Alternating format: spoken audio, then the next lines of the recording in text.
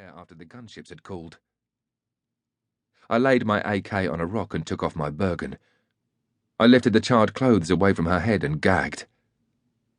The scorched skin was peeling from her face and neck. Blisters were still forming. The skin round her mouth stretched back to expose her teeth in a hideous parody of her cheeky grin. It wasn't how I wanted to remember her.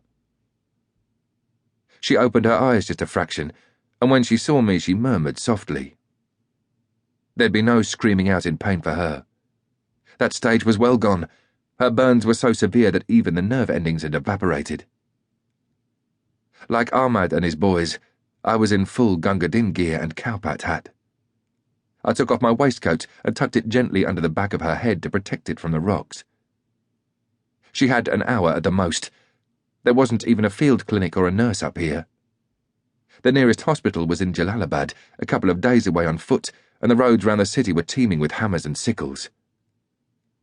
I doubted she even had someone who cared enough to bury her. Treated like a slave, not only by the husband but also the rest of his family. I guessed she'd just had enough. Most of the women stuck at these shit marriages because that was the way things were. By tradition, every Afghan girl or woman had to be attached to some man. Her father, husband, brother, son, uncle, and for all too many of them, the kerosene trick was the only way out. Boots scrambled towards me. "Nick, we have hut. Come." I looked up. Ahmad's beard was longer than mine, and he was proud of it. He hadn't shaved these last 7 years, ever since the Russians had arrived to liberate his country. He was a hard fucker, like the rest of the Mujj, a good Muslim, a good fighter, a good man. I enjoyed working with them, but I could never understand why they were total arseholes to their women. They treated them like shit. He didn't even bother to glance at the girl. She might as well not have been there. "Come, leave it. We're cooking." "Go on, mate, you get stuck in. But maybe bring me something, will you?" I knew there was fuck all I could do for her, but there'd been enough killing up on the mountain.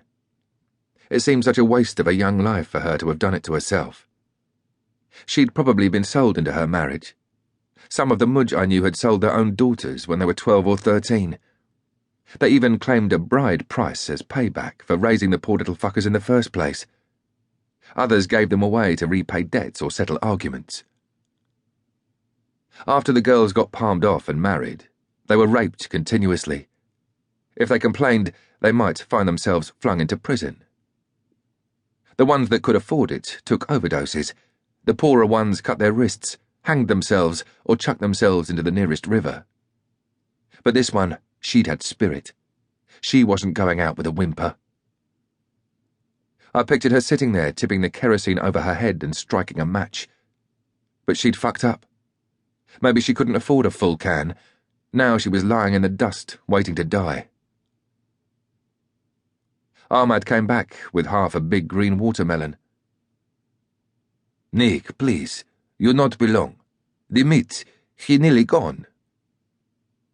"Thanks, mate." I took the melon off him. I couldn't understand why these guys didn't care. "She hasn't got long, but I can't leave her, can I?" He eyed me as if I was a lunatic.